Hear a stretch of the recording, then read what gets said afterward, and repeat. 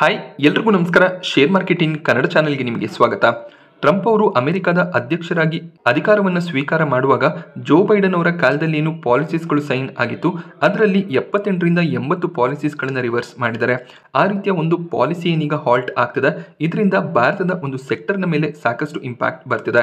ಈ ಒಂದು ಸೆಕ್ಟರ್ಗೆ ಬಿಲಾಂಗ್ ಆಗುವಂಥ ಕಂಪನಿಗಳಲ್ಲಿ ಸಾಕಷ್ಟು ವೀಕ್ನೆಸ್ ಬರ್ಬೋದು ಅನ್ನುವಂಥ ಒಂದು ನ್ಯೂಸ್ ಕೂಡ ನೋಡೋದಕ್ಕೆ ಸಿಗ್ತದೆ. ಯಾವುದಿದು ಸೆಕ್ಟರ್ ಅಂದರೆ ಗ್ರೀನ್ ಎನರ್ಜಿ ಸೆಕ್ಟರ್ ಆಗಿರುತ್ತೆ.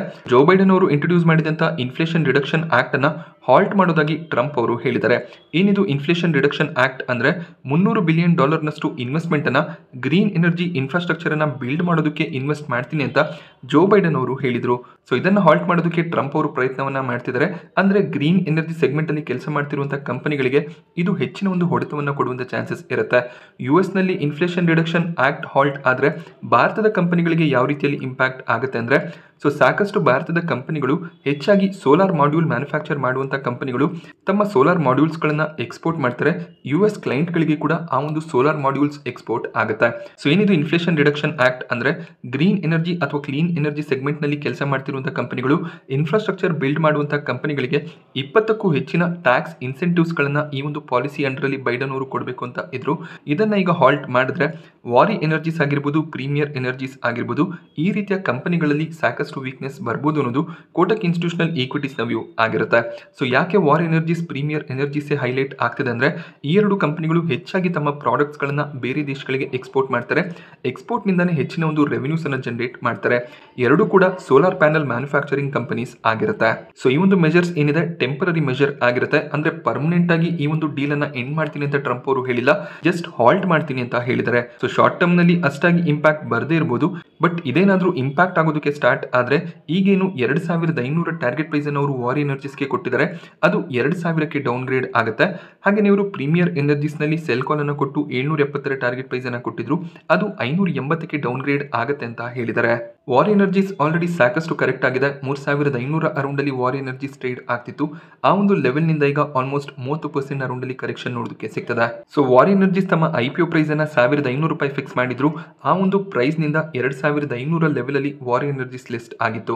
ಲಿಸ್ಟ್ ಆದ್ಮೇಲೆ ಕೂಡ ಒಂದು ಸ್ಟ್ರಾಂಗ್ ಬೈಯಿಂಗ್ ಎಮರ್ಜ್ ಆಯಿತು.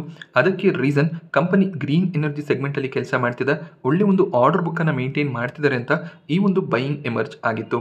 ನೆಗೆಟಿವ್ ನ್ಯೂಸ್ಗಳು ಬರೋದಕ್ಕೆ ಸ್ಟಾರ್ಟ್ ಆದ್ರೆ ಅಥವಾ ಕ್ವಾರ್ಟರ್ಲಿ ರಿಸಲ್ಟ್ ನಲ್ಲಿ ಇಂಪ್ಯಾಕ್ಟ್ ಬಂದ್ರೆ ಸೆಲ್ಲಿಂಗ್ ಪ್ರೆಷರ್ ನೋಡೋದಕ್ಕೆ ಸಿಗುತ್ತೆ. ಸೊ ಈಗ ಒಂದು ನೆಗೆಟಿವ್ ನ್ಯೂಸ್ ಬಂದಿರೋದ್ರಿಂದ ವಾರಿ ಎನರ್ಜೀಸ್ ಕರೆಕ್ಟ್ ಆಗ್ತದೆ. ಅದೇ ರೀತಿಯಲ್ಲಿ ಪ್ರೀಮಿಯರ್ ಎನರ್ಜೀಸ್ ಕೂಡ ಅಷ್ಟೇ 450 IPO ಪ್ರೈಸ್ ಅನ್ನ ಫಿಕ್ಸ್ ಮಾಡಿದ್ರು. $1000 ಮೇಲ್ಗಡೆ 1100 ಅರೌಂಡ್ ಅಲ್ಲಿ ಪ್ರೀಮಿಯರ್ ಎನರ್ಜೀಸ್ ಮಾರ್ಕೆಟ್ ನಲ್ಲಿ ಲಿಸ್ಟ್ ಆಗಿತ್ತು.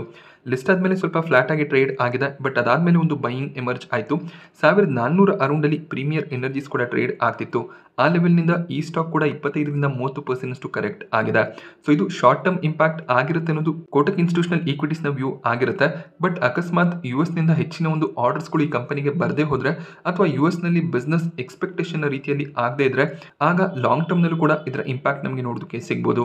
ಒಂದೆರಡು ಕ್ವಾರ್ಟರ್ ನಲ್ಲಿ ಇಂಪ್ಯಾಕ್ಟ್ ಇದ್ರೆ ಯಾವುದೇ ರೀತಿಯ ಪ್ರಾಬ್ಲಮ್ಸ್ ಆಗೋದಿಲ್ಲ. ಬಟ್ ಇಂಪ್ಯಾಕ್ಟ್ ಲಾಂಗ್ ಟರ್ಮ್ಗೆ ಶಿಫ್ಟ್ ಆದ್ರೆ ಅಂದ್ರೆ 1-2 ವರ್ಷ ಇದು ಇಂಪ್ಯಾಕ್ಟ್ ಆಗಿ ಕಂಟಿನ್ಯೂ ಆದ್ರೆ ಖಂಡಿತವಾಗ್ಲೂ ಸ್ಟಾಕ್ ಪ್ರೈಸ್ ನಲ್ಲಿ ಇನ್ನಷ್ಟು ವೀಕ್ನೆಸ್ ನ ಎಕ್ಸ್ಪೆಕ್ಟೇಷನ್ ಇರುತ್ತೆ. ಅದೇ ಒಂದು ವ್ಯೂ ಅನ್ನ ಕೋಟಕ್ ಇನ್ಸ್ಟಿಟ್ಯೂಷನಲ್ ಈಕ್ವಿಟೀಸ್ ಕೂಡ ಹೇಳಿದ್ದಾರೆ. ಯಾವಾಗಲೂ ಕೂಡ IPO ನಾನು ಕವರ್ ಮಾಡುವಾಗ ಕೂಡ ರಿಸ್ಕ್ ನ ಬಗ್ಗೆ ಹೇಳ್ತಿರ್ತೀನಿ. ಯಾವಾಗ ಕಂಪನಿಗಳು ಎಕ್ಸ್ಪೋರ್ಟ್ ರೆವೆನ್ಯೂ ಮೇಲೆ ಹೆಚ್ಚಾಗಿ ಡಿಪೆಂಡೆನ್ಸ್ ಅನ್ನ ಹೊಂದಿರುತ್ತೆ ಆಗ ಈ ರೀತಿಯ ನ್ಯೂಸ್ಗಳು ಬಂದಾಗ ಆ ಕಂಪನಿಯ ರೆವೆನ್ಯೂ ಮೇಲೆ ಸಾಕಷ್ಟು ಇಂಪ್ಯಾಕ್ಟ್ ಬರ್ಬೋದು ಅಂತ.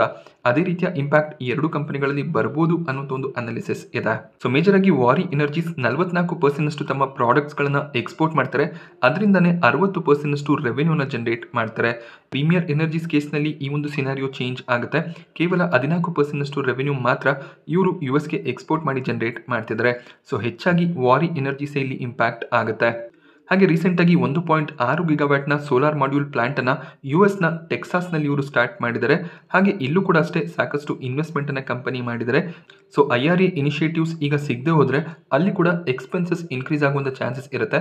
ಸೊ ಟ್ಯಾಕ್ಸ್ ರಿಲೀಫ್ ಸಿಗುತ್ತೆ ಅನ್ನುವಂಥ ಒಂದು ಹೋಪ್ ವಾರಿ ಎನರ್ಜೀಸ್ ಆಗಿತ್ತು. ಆದ್ರಿಂದ ಅವರು ಎಕ್ಸ್ಪೆನ್ಸಸ್ ಅನ್ನ ಕಡಿಮೆ ಟಾರ್ಗೆಟ್ ಮಾಡ್ಕೊಂಡಿದ್ರು. ಬಟ್ ಈಗ ಟ್ಯಾಕ್ಸ್ ರಿಲೀಫ್ಸ್ ಸಿಗದೆ ಹೋದ್ರೆ ಈ ಒಂದು ಇನ್ಫ್ಲೇಷನ್ ರಿಡಕ್ಷನ್ ಆಕ್ಟ್ ಹಾಲ್ಟ್ ಆದ್ರೆ ಅವರು ಹೆಚ್ಚಿನ ಒಂದು ಎಕ್ಸ್ಪೆನ್ಸಸ್ ಅನ್ನ ಡಿಕ್ಲೇರ್ ಮಾಡಬೇಕಾಗುತ್ತೆ.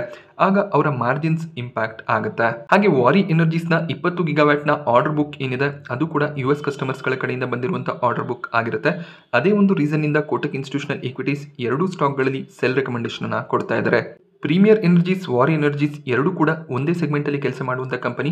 ಸೋಲಾರ್ ಮಾಡ್ಯೂಲ್ಸ್ಗಳನ್ನು ಈ ಕಂಪನಿಗಳು ಮ್ಯಾನುಫ್ಯಾಕ್ಚರ್ ಮಾಡ್ತಾರೆ. ಸೊ ಈ ಒಂದು ಬಿಸ್ನೆಸ್ನಲ್ಲಿ ಇಂಪ್ಯಾಕ್ಟ್ ಬರ್ಬೋದು, ಬಟ್ ಸ್ಟಿಲ್ ಲಾಂಗ್ ಟರ್ಮ್ನ ಪರ್ಸ್ಪೆಕ್ಟಿವ್ ಸ್ಟ್ರಾಂಗ್ ಆಗಿ ಇರುತ್ತೆ. ಸೊ ವಾರಿ ಎನರ್ಜೀಸ್ನೇ ನಾವು ಅಬ್ಸರ್ವ್ ಮಾಡಿದಾಗ 2242 ಪ್ರೈಸ್ನಲ್ಲಿ ಈ ಕಂಪನಿ ಟ್ರೇಡ್ ಆಗ್ತದೆ. 65 PL ಈಗ ಸ್ಟಾಕ್ ಟ್ರೇಡ್ ಆಗ್ತಾ ಇದೆ. 985 ಕೋಟಿಯ ಡೆಟ್ ನೋಡೋದಕ್ಕೆ ಸಿಗುತ್ತೆ, ಬಟ್ 64,000 ಕೋಟಿಯ ಮಾರ್ಕೆಟ್ ಕ್ಯಾಪ್ ಇದೆ. ಒಂದು ನೆಗ್ಲಿಜಿಬಲ್ ಡೆಟ್ ಆಗಿ ಕನ್ಸಿಡರ್ ಆಗುತ್ತೆ. ROCE, ROE ಕೂಡ ಸ್ಟ್ರಾಂಗ್ ಆಗಿ ಕಾಣಿಸುತ್ತೆ. 43% ROCE, 33% ROE ಇದೆ. ಹಾಗೆ ಪ್ರಮೋಟರ್ ಹೋಲ್ಡಿಂಗ್ ಕೂಡ ಸ್ಟ್ರಾಂಗ್ ಆಗಿ ಕಾಣಿಸುತ್ತೆ. ಫಂಡಮೆಂಟಲ್ಸ್ ಸ್ಟ್ರಾಂಗ್ ಆಗಿ ಇದೆ.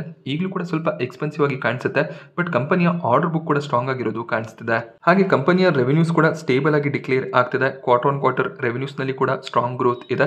ಅದೇ ರೀತಿಯಲ್ಲಿ ಕಂಪನಿ 330ರಿಂದ 400 ಕೋಟಿ ಅರೌಂಡ್ ಅಲ್ಲಿ ಪ್ರಾಫಿಟ್ಸ್ ಅನ್ನು ಕೂಡ ಡಿಕ್ಲೇರ್ ಮಾಡ್ತಿದ್ದಾರೆ. ಡಿಸೆಂಬರ್ ಕ್ವಾರ್ಟರ್ ನಲ್ಲಿ FIIs ಸ್ಟೇಕ್ ಅನ್ನು ಕಡಿಮೆ ಮಾಡಿದ್ದಾರೆ.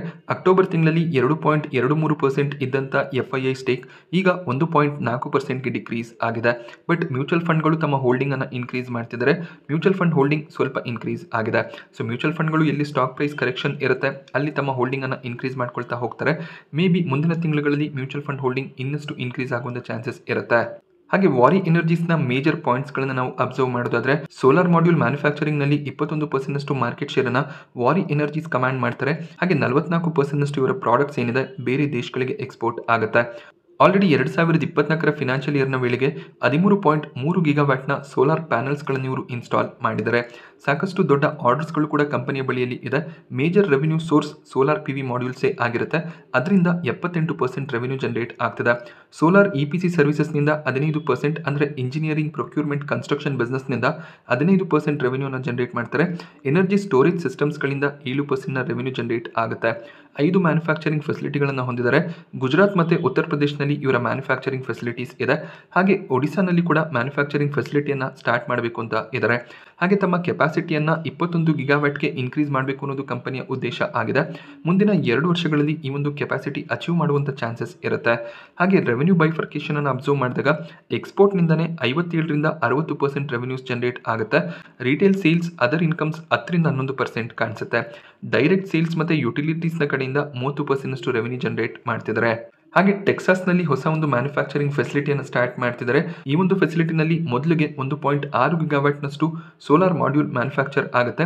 2027 ವೇಳೆಗೆ ಇದನ್ನು 5 ಗಿಗಾವ್ಯಾಟ್ಗೆ ಎಕ್ಸ್ಪ್ಯಾಂಡ್ ಮಾಡಬೇಕು ಅನ್ನೋದು ಕಂಪನಿಯ ಉದ್ದೇಶ ಆಗಿದೆ. ಸೊ ಈ ಒಂದು ನ್ಯೂಸ್ನಿಂದ ಕೂಡ ಸಾಕಷ್ಟು ಇಂಪ್ಯಾಕ್ಟ್ ಬರ್ತಿದೆ.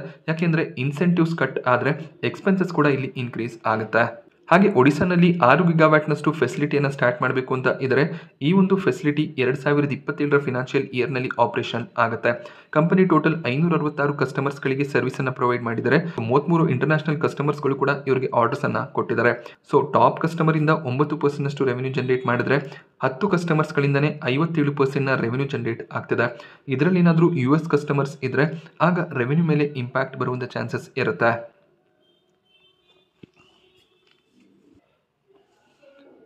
ಸೊ ರೀಸೆಂಟಾಗಿ ಮಾರ್ಕೆಟ್ನಲ್ಲಿ ಲಿಸ್ಟ್ ಆದಂಥ ಕಂಪನಿ ಹೆಚ್ಚಾಗಿ ನಾವು ಟೆಕ್ನಿಕಲ್ ಅನ್ನು ಅನಾಲಿಸಿಸ್ ಮಾಡೋದಕ್ಕೆ ಸಾಧ್ಯ ಆಗೋದಿಲ್ಲ. 2300 ಅರೌಂಡಲ್ಲಿ ಸ್ಟಾಕ್ ಲಾಸ್ಟ್ ಟೈಮ್ ಸಪೋರ್ಟನ್ನು ತಗೊಂಡಿತ್ತು. ಆ ಒಂದು ಲೆವೆಲ್ನಿಂದ ಸ್ಟ್ರಾಂಗ್ ರಿಕವರಿ ನೋಡೋದಕ್ಕೆ ಸಿಕ್ಕಿತ್ತು. ಈಗ 2300 ಸಪೋರ್ಟ್ ಲೆವೆಲ್ ಕೂಡ ಬ್ರೇಕ್ ಆಗಿದೆ. 2240 ಅರೌಂಡಲ್ಲಿ ವಾರಿ ಎನರ್ಜೀಸ್ ಟ್ರೇಡ್ ಆಗ್ತದೆ. ಸೊ ಈ IRA ರಿಲೇಟೆಡ್ ನ್ಯೂಸ್ ಇನ್ನೂ ಸಾಕಷ್ಟು ಮಾರ್ಕೆಟ್ನಲ್ಲಿ ಏನಾದರೂ ಚರ್ಚೆ ಆಗ್ತಾ ಹೋದರೆ ಈ ಒಂದು ಸ್ಟಾಕ್ ಇನ್ನಷ್ಟು ವೀಕ್ ಆಗುವಂಥ ಚಾನ್ಸಸ್ ಇರುತ್ತೆ. ಬಟ್ ಮತ್ತೆ 2300 ಮೇಲ್ಗಡೆ ಟ್ರೇಡ್ ಆಗೋದಕ್ಕೆ ಸ್ಟಾರ್ಟ್ ಆದರೆ 2600, 2800ವರೆಗೂ ಹೋಗುವಂಥ ಚಾನ್ಸಸ್ ಇದೆ. ಶಾರ್ಟ್ ಟರ್ಮ್ನಲ್ಲಿ ಸ್ವಲ್ಪ ಪ್ಯಾನಿಕ್ ನೋಡೋದಕ್ಕೆ ಸಿಗ್ಬೋದು. ಆಲ್ರೆಡಿ ಶೇರ್ಸ್ಗಳನ್ನು ಬೈ ಮಾಡ್ಕೊಂಡಿದ್ದಾರೆ ಅಂದರೆ ಸ್ವಲ್ಪ ಹೋಲ್ಡ್ ಮಾಡ್ಕೊಳ್ಳಿ. ಸ್ಟಾಕ್ ಮತ್ತೆ ರಿಕವರ್ ಆಗುವಂಥ ಚಾನ್ಸಸ್ ಇರುತ್ತೆ. ಹಾಗೆ ವಾರಿ ಎನರ್ಜೀಸ್ನಲ್ಲಿ ಫ್ರೆಶ್ ಆಗಿ ಇನ್ವೆಸ್ಟ್ಮೆಂಟನ್ನು ಮಾಡುವಂಥ ಪ್ಲಾನ್ಸ್ ಇದ್ದರೆ ಸ್ವಲ್ಪ ಶೇರ್ಸ್ಗಳನ್ನು ಬೈ ಮಾಡ್ಕೋಬೋದಾಗುತ್ತೆ. ಕಂಪನಿ ಟೋಟಲ್ ಆಗಿ US ಮೇಲೆ ಡಿಪೆಂಡ್ ಆಗಿಲ್ಲ. ಭಾರತದಲ್ಲಿ ಕೂಡ ಸಾಕಷ್ಟು ಆರ್ಡರ್ಗಳನ್ನು ಕಂಪನಿ ಪಡ್ಕೋತಿದ್ದಾರೆ.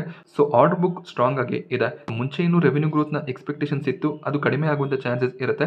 ಸ್ವಲ್ಪ ಟೈಮ್ ಪ್ರೆಷರ್ ಇರ್ಬೋದು, ಬಟ್ ಲಾಂಗ್ ಟರ್ಮ್ನಲ್ಲಿ ವ್ಯಾಲ್ಯೂ ಕ್ರಿಯೇಟ್ ಮಾಡಿ ಕೊಡುವಂಥ ಚಾನ್ಸಸ್ ಇರುತ್ತೆ. ಯಾವುದೇ ಕಂಟ್ರಿ ಆಗಿರ್ಬೋದು ಮುಂದಿನ ದಿನಗಳಲ್ಲಿ ಗ್ರೀನ್ ಎನರ್ಜಿ, ಕ್ಲೀನ್ ಎನರ್ಜಿ ಮೇಲೆ ಕೆಲಸ ಮಾಡಲೇಬೇಕಾಗುತ್ತೆ. ಅವರು ಅದನ್ನು ಇಂಪ್ಲಿಮೆಂಟ್ ಮಾಡ್ಕೊಳ್ಳೇಬೇಕಾಗುತ್ತೆ.